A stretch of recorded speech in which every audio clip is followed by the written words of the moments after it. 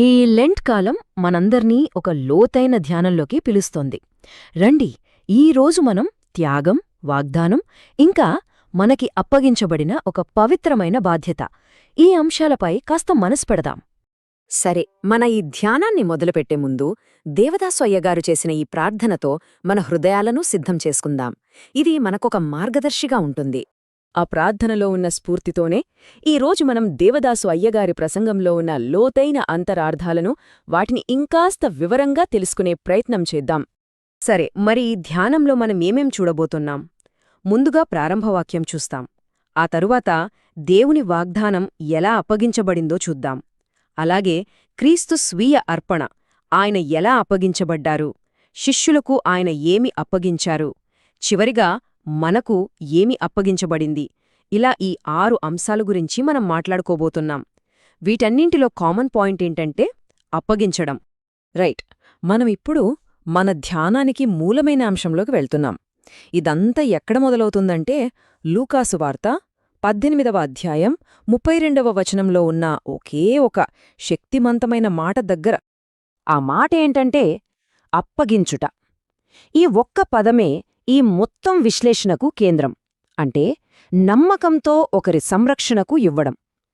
అయితే ఇక్కడ ఆసక్తికరమైన విషయమేంటంటే అప్పగించుట అనేది కేవలం ఒక పదంలా కనిపించినా క్రీస్తు శ్రమల వృత్తాంతంలో ఇది 4 వేర్వేరు రూపాల్లో మనకు కనిపిస్తుంది. అవేంటంటే 1 అప్పగించుట అంటే ఒక వాగ్దానాన్ని నమ్మి ఇవ్వడం. 2 అప్పజెప్పుట అంటే ఒక వ్యక్తిని అప్పగించడం. 3 అప్పగించుకొనుట అంటే తన్ను తానే అర్పించుకోవడం. ఇక 4ది అప్పగించబడుట అంటే ఒకరి చేతికి అప్పగించబడటం. చూసారా, దేవుని వాగ్దానంతో మొదలై చివరికి ద్రోహం వరకు సాగిన ఈ ప్రయాణాన్ని ఈ 4 మాటలు ఎంత అద్భుతంగా వివరిస్తున్నాయో.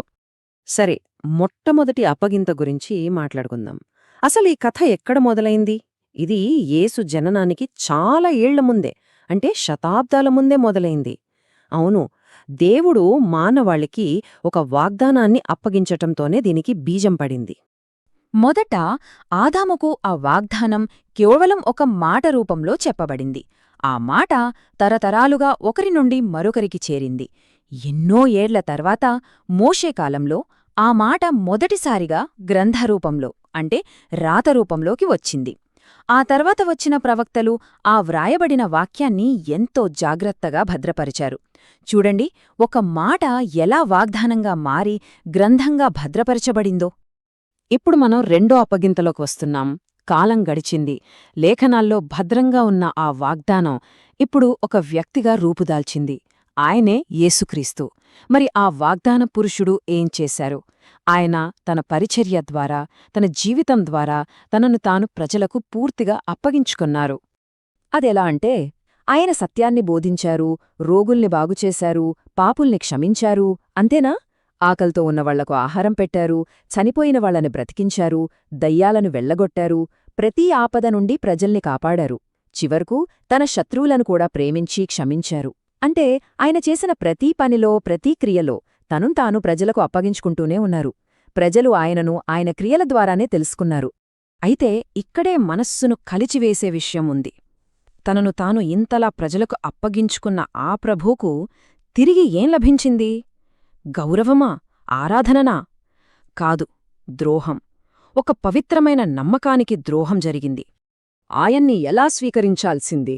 ఎప్పటినుంచో ఎదురుచూస్తున్న తమ ప్రభువుగా గౌరవంతో, పూజ్యభావంతో ఆరాధించాల్సింది. కాని వాళ్ళేం చేశారు?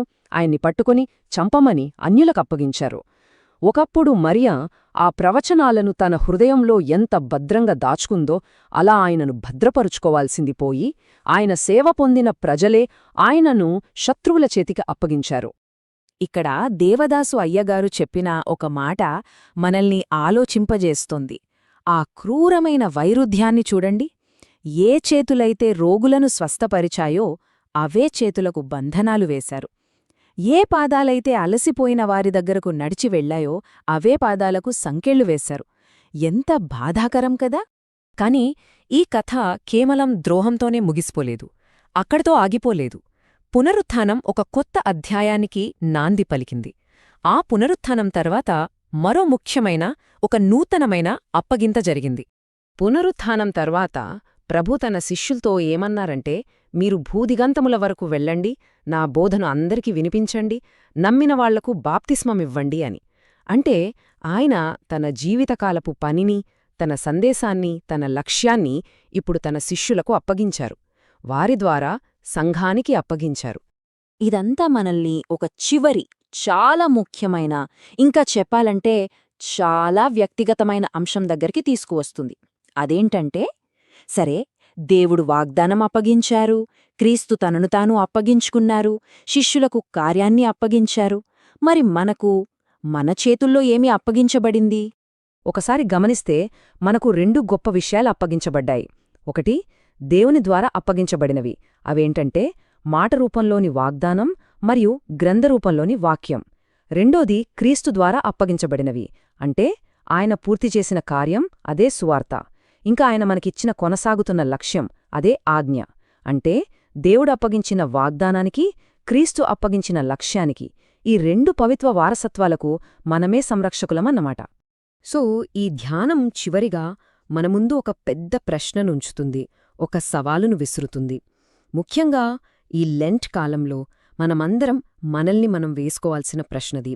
దేవుడు మనకు ఇంత నమ్మకంతో అప్పగించిన ఆ వాక్యంతో, ఆ లేఖనాలతో మనం ఎంతవరకు సమయం గడుపుతున్నాము? ఎంతవరకు వాటిలో నిమగ్నమై ఉన్నాము?